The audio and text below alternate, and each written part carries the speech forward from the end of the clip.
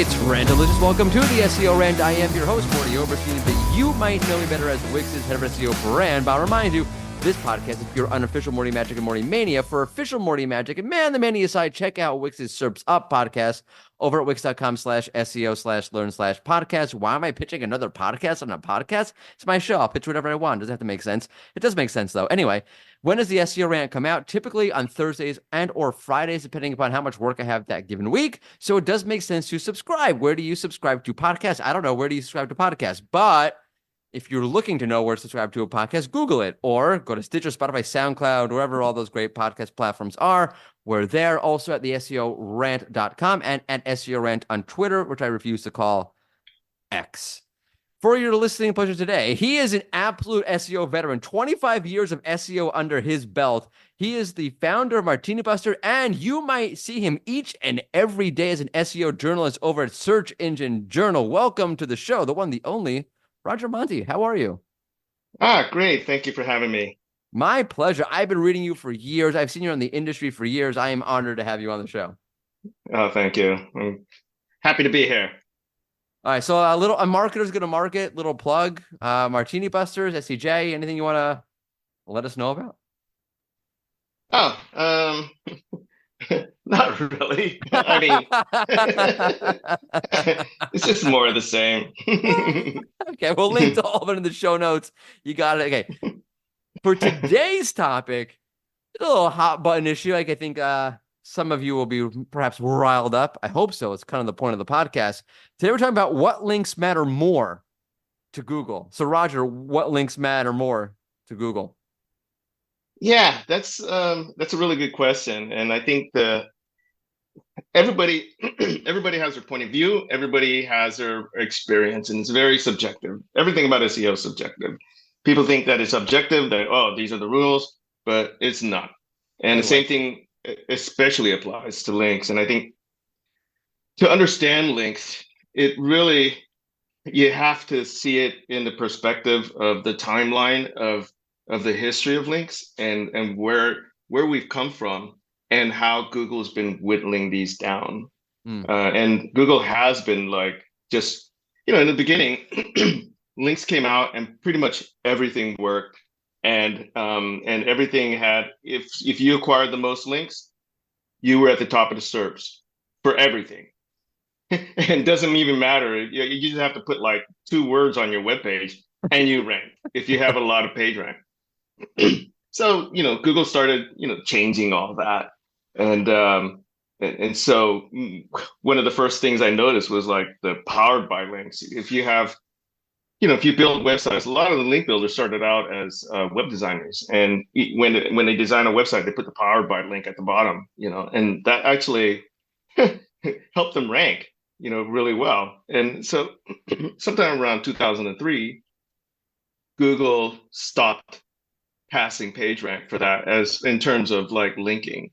And a lot of people didn't believe that, but I was at a search conference and Marissa Mayer was speaking there. And Marissa Mayer was an executive vice president at Google. I don't know what she was in charge of, search products or something like that. She went on to be the CEO of Yahoo from there. And she was giving a presentation about bots. And she just mentioned in passing that, oh yeah, and Google doesn't, depreciated links in footers and blah, blah, blah, blah, blah, blah. And so I asked the question because that was a bombshell, right? It's Google can understand a footer link and not count it. And, so I asked her about it and she scoffed, she almost, she chuckled, kind of, or laughed in my face. I don't know. Hopefully not in your face. That would be just no, we were about 20 feet apart. Oh, okay. In that case, it's all that better. And she scoffed, and just kind of she said, of course we don't. Why would this link count for a web design company, a link on a university page about science count for a web design? And it made sense. And I went out into the halls and I saw some of the Webmaster World people, and SEOs, and I was like, hey, Marissa Mayer just said this, and everybody scoffed at me for saying, telling them that Google is capable of this, right? And sometime around late 2004, And definitely by 2005, Google started using statistical link analysis on links in order to find, you know, links that were outside of normal. You know, these, like, if you plot it on a graph, normal links kind of clump together. The not normal links are all like called outliers, and they're like outside of that, link profile, and those are called, the abnormal links. So that's where this phrase "make your links look normal" come from. Mm. Normal looking links. That's where that comes from. And you know, then came paid links, right? And I think the granddaddy of that was tanks hyphen links hyphen .com, textlinkads.com, right? And I think they didn't bite the dirt until like maybe 2013, something like that. It And took them that Google was long? like, Wow. yeah, something Nice. like that. But the funny thing is, back around 2005, I noticed that that it that people were telling me that they weren't really working that much. And I actually spoke, I knew all the insiders, many insiders in the company, including the founder of the company. And I did some behind the scenes work for him as well. But I never used his links because I knew that at some point those were going to those were going to crash and burn, and I didn't want to be associated with that. So you can look at Wayback Machine and look at the old testimonials page, and you won't see me there because Mm. I refuse to associate my name with them because I knew that it had an expiry date, and fine, everything has an expiry date, right? So the insider told me, oh yeah, like about 30% of the links aren't working, and they notice on the inside, but on the outside, everybody was saying text links ads links, they work, and I knew for sure by 2006 that they weren't working, and but it was big money, and so if something's making money, nobody's going to talk about that it's not working that well. Yeah. It's And still big money. And people are still, I remember when I was at Rank Ranger, so we used to, I'm not gonna say who it was. I'm tracking some of the other SEO tools, none of the big names. Like I'm not talking about the SEMrushes, the Ahrefs of the world. They weren't doing this. These people were just buying tons of links around Ring Tracker, Ring Tracker, Ring Tracker, Ring Tracker, Ring Tracker, and we would see them all, like thousands upon thousands of links, and they did nothing, zero. And I'm like, at what point? What point is it SEO like, hey, we're paying all this money for the links, and guess what? We're still not ranking. Like maybe we got up to position 10. At what point is it, it's not worth that money? At what point does this finally catch on? Because we're in 2023. I don't know if you're on LinkedIn or not, but half my LinkedIn messages are still about links. yeah, yeah. And this is the thing about links is that the crowd, the industry has always been several years behind on what's going on. Like I knew by 2006, 2005 that, directory links were dead, but it was a big business and everybody was doing it, and I got hired actually for Best of the Web. I worked there for a little less than a year. And my project with them was to get them out of the directory business and buy and create well, they already started a thing for local search, and I was doing more like an aggregating B2B software Hmm. reviews and kind of build a B2B review thing. And then we kind of parted ways because we had kind of a difference of how that should be approached. But even internally at Best of the Web, actual directory, they knew that this wasn't really had less efficacy. It was less not working as well. And and then now the PBNs, big Oh, business. But I know some of the people who, I'm acquainted with a lot of people. It's just writing for SEJ and just having my long association with SEO. I get to meet a lot of people, and I don't judge. I don't judge. Everybody's got their thing, and I don't judge, right? Yeah.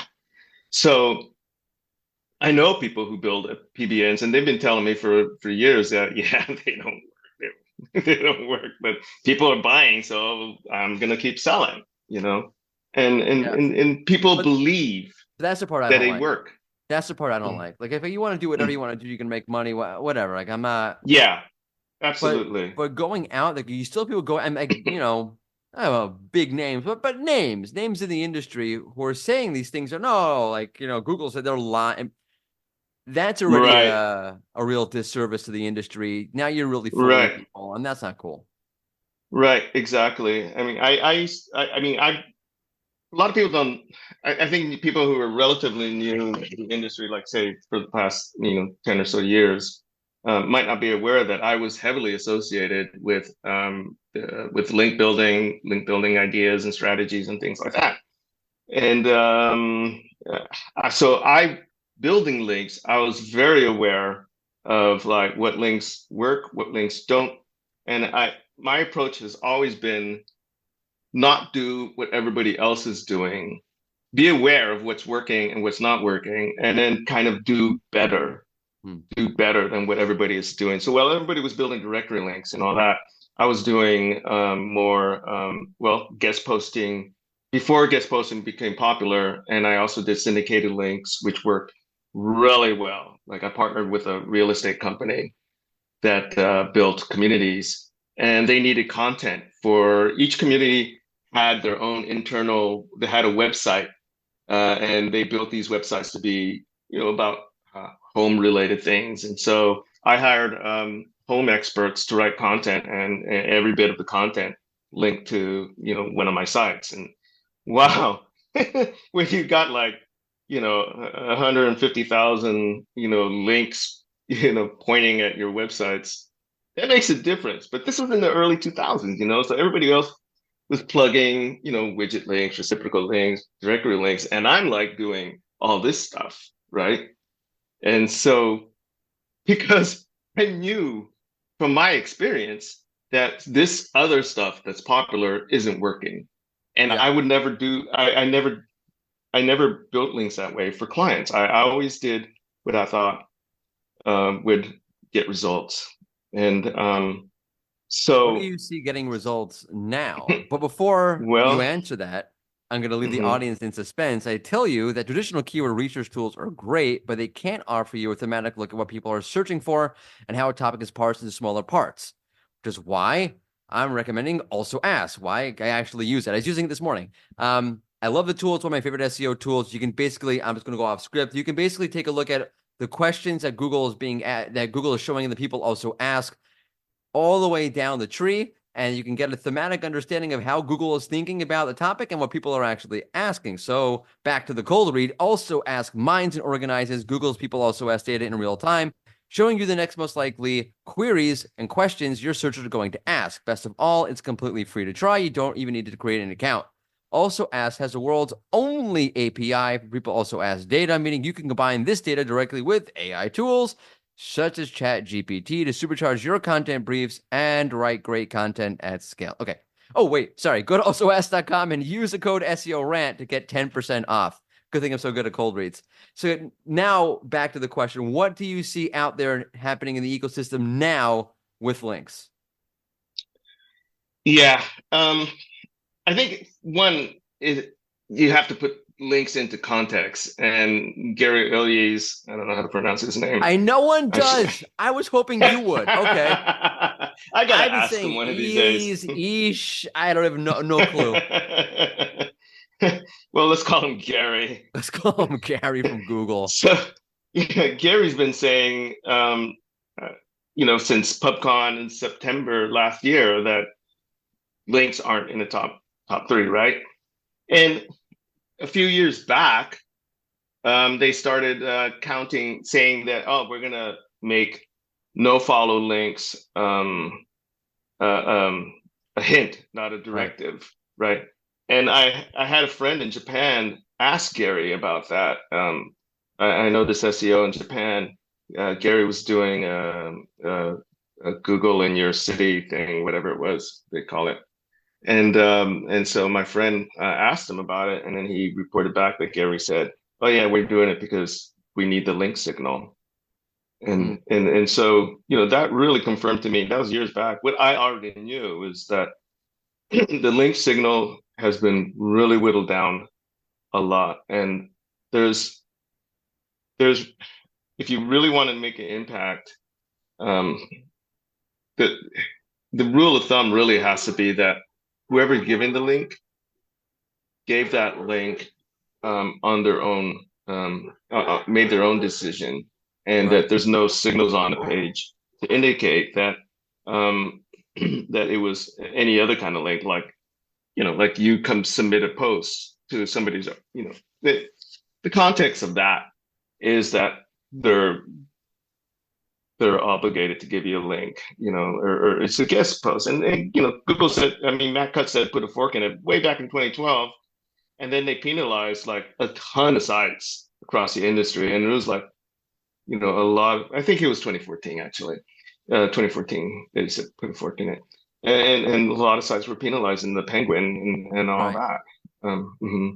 So if if you want if you want to build links, it really helps that there's a component about it where somebody made the editorial decision. And honestly, my experience with links, I'll share my experience. I think we were talking about it earlier. Yeah. Back in 2012, I had a link building newsletter. And back then, Eric Ward had a newsletter, and he had like a 10-year head start and ranked number one for that. So I came out with a newsletter, and what I did was I got my friend Bill Slosky to give me a Hey. testimonial. Jim Boykin gave me a testimonial, and Scott Polk, he gave me a testimonial, and I put those testimonials on that page. And when I came, and I talked to people about it, and it generated interest, and people were subscribing to the newsletter. It was a paid newsletter, and um, I didn't do a thing to build links. I didn't ask anybody for a link. I didn't go out and link build for it. Nothing. All right. In a matter of within a month, I ranked number one. And I stopped doing the newsletter like 2 or 3 years later because I just felt like links are kind of on the downward slide because I noticed my own personal projects. I could rank things without really doing just minimal link building. I Mhm. mean, what seemed to be important seemed to be building kind of a mind share, making people aware of that your site is out there. Yeah. So I stopped doing the link building newsletter. But circling back, the point was I was able to rank number one for link building newsletter. And even after I stopped the link building newsletter, I continued to rank number one until a few weeks back, I changed the content on it just to see what happens. I think um, I'm like number four or something for link building newsletter. And that's all without doing any link building. And think about all the link building newsletters and other newsletters that are out there. And Yep. how did that happen? So what I think happened was that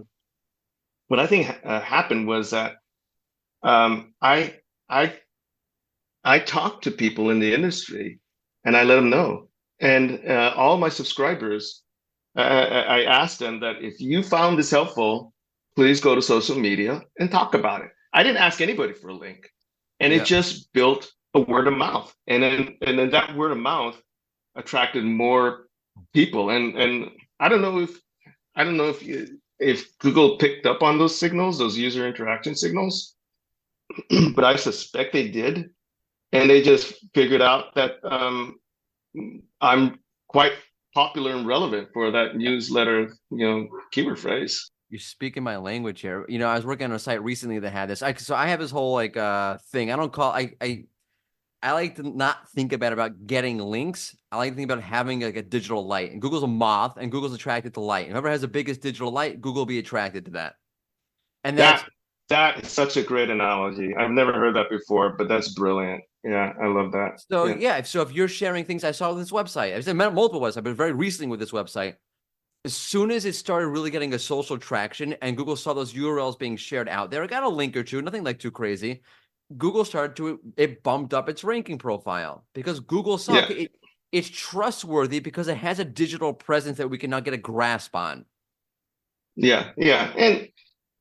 And there's a couple patents that are kind of relevant to this as well. Um, if you've heard about the nav boost patent, Yeah, nav sure. Yeah, boost, that's right? that's amazing. Yeah, The whole DOJ thing. yeah. Well, SEOs were trying to find that patent, and they're like, scouring the patent looking for, a click through rate, clickbait patent. The patent was out there, but it doesn't use the word clicks Okay. or click through rate. It uses the word user interaction signals. Mm, Yeah. nice. And so it was easy for me to find it because I knew the name of the guy who did it, who created it, and I knew the date, roughly 2004. So I just went into the patent search. I found I think this person had like about 3 or 4 patents, and this is the only one that had user interaction signals. I'll check And that so I out. found it and I wrote about it. And so if you Google nav boost patent, I think Search Engine Journal ranks Oh, #1 for I that, didn't know. and you can read it. I missed that. I'm gonna Google it right Yeah. now. I'm gonna link to it in the show notes. Snap boost. SEJ. Ah, that's fascinating. By the way, Yeah, I yeah, appreciate doing the patent stuff because, unfortunately, the passing of Bill, there haven't been a lot of people doing it, but it's really interesting yeah, stuff. Oh, I found it right here. There you go. yeah, January 31st. yeah, yeah. Yeah. And patents are really hard to get through. That's why I wrote that article about how to understand Google Patents, and it's all the information that I use, and it's really hard to do. But once you kind of understand that a patent is like actually like for 3 or 4, 5 parts, and what each part is, and what the words mean, with it, like what it means. Like when I use the word entity, it's not in the sense of like natural language; it's in a different sense. Then it makes more sense. So I encourage everybody to read that because I want everybody to learn how to read patents. Because when everybody learns how to read patents, we get better information. And right now, a lot of people don't know how to read patents. They think they know, but I see so much wrong information. But I'm not going to write about it because I don't, I'm not going to say, oh yeah, you're wrong and blah blah, and write an article about it. Everybody's entitled to have their guitar and sing, and Like that. and I'm not going to deny that to anybody. Everybody has a right to express their ideas, and I'm a strong believer in that. We So need more of that in the industry, to be honest. But yeah, perhaps. I guess. Um, my point was, what was I getting to? Oh, the nav boost and all that. yeah. Yeah. So back, yeah. Now this is mind blowing because in 2004 they had the nav boost patent where they're looking at user interaction signals, right? And sometime around 2005, maybe 2004, I started a site where I was competing against like another site that had been around since like 1998. And not only were they like thousands and thousands of pages huge, they were also in other ranking #1 in like Italian, French, and I think German, in other languages too. Like, and this was like people in those languages in their forums, like talking about about this topic. So I was like, how am I going to compete against that, right? So I looked at the strengths and weaknesses, and so I made their weaknesses my strength. And they were a forum. I had a blog with a forum attached. The point of the blog was to rank for keyword phrases and then feed into the forum, feed users into the forum. And so my approach was that because they didn't have a blog section, and then they were like they were so rough and tumble in there. So my selling point was that it was like a polite place where you can come Nice. there and you will never get flamed for asking a stupid Yeah. question or a quote unquote dumb question, right?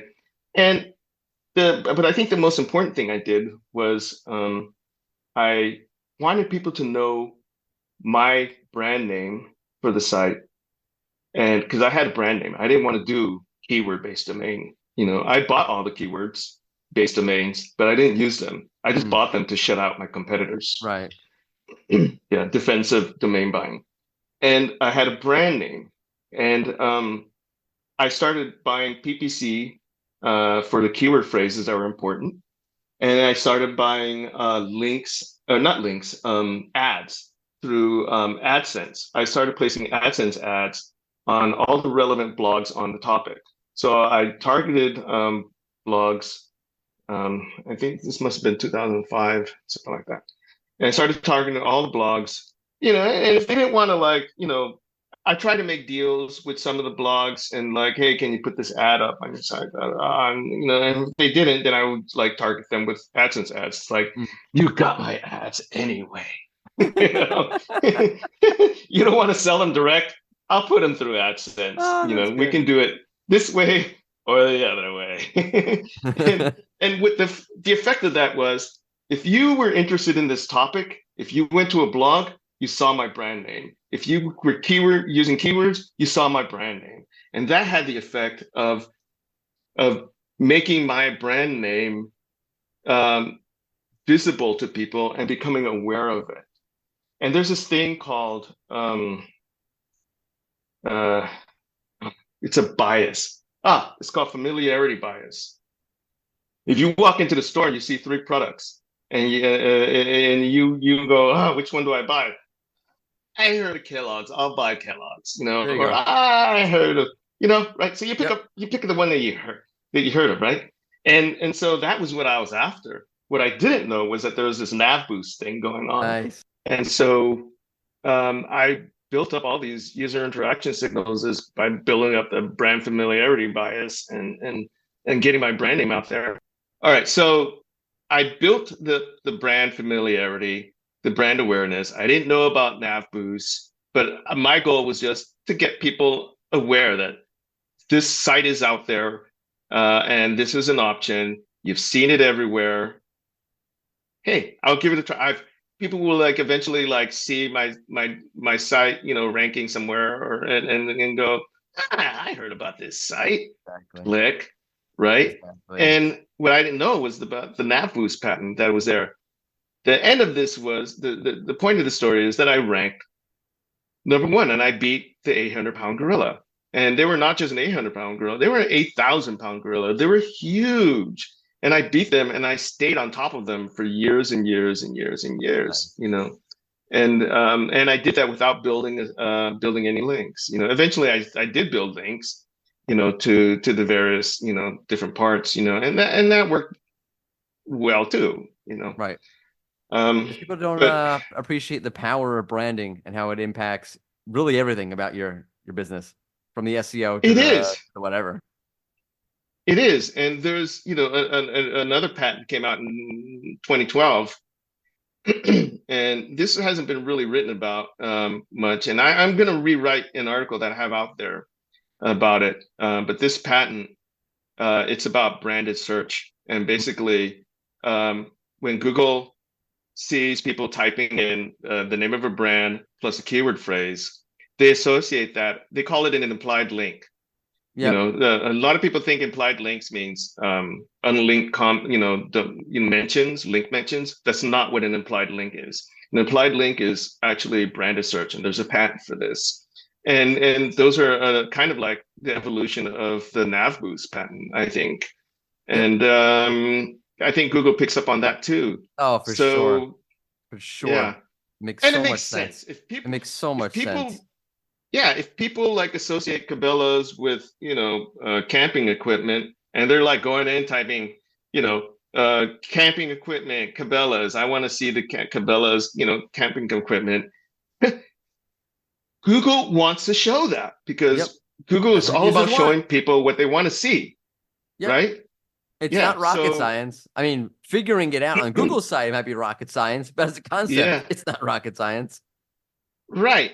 So what I would encourage people to do is one, make your site well known. All right. And it gets just get that name out there. And even John Mueller said that you can't rank without promoting yourself. Yep. And I think that's a step that a lot of people forget is that you just got to promote yourself. And I go to conferences. I go to conferences, to support some of the sites I have that are, it's non-SEO. and I meet authors, I meet popular figures in the space and merchants, and I talk to them. I give them my business card, and I arrange interviews and things like that because it's all part of getting well known in the industry, whatever industry that you're targeting, that you're a part of. And Yeah, um 100%. and along the way you can pick up links too. If people know you, they like you, they'll link to you. And that's a natural link, and that's gonna happen. But I think it's super important just to build the awareness of that. For sure. So if people want to know Mhm. you and want to get to know you, how can they find you? Yeah, well, I'm on Search Engine Journal. I don't blog much on martinibuster.com, but I have a site up there mainly just to kind of like explain who I am, and I do, some auditing, but I also do kind of like phone coaching, where people want to discuss. Not everybody needs an audit. Sometimes you just need to like get clarity on something, There you and go. I could set up a Zoom and just talk to people about that, Yeah, and give amazing. them clarity and help them.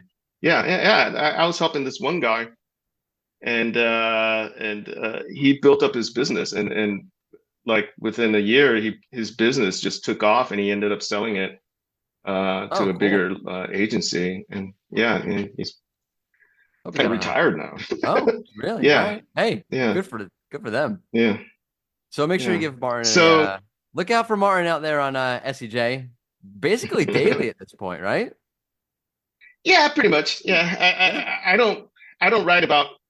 I think I try to write about things that are important. If it's like something kind of trivial, I'll take a pass. But I try to write about things that are important, that I think are important or Definitely useful to give. somebody somewhere. So definitely give Roger a gander over on Search Engine Journal. Look out for his content pretty much daily. And for us, if you're looking for us again, we're back hopefully next week with a new episode over at the SEOrant.com, wherever you consume podcasts, on Twitter at SEO Rant. Roger, thank you so much for coming on. Really appreciate it. And a Yeah, wealth of information. yeah. So look for the SEO Rant again each and every week over at the SEOrant.com, Stitcher, Spotify, SoundCloud, wherever great, mediocre, terrible podcasts are found. We're also there, and at SEO Rant on Twitter. Roger, thank you again for coming on. Really appreciate it. Thank you for having me. I was Anytime.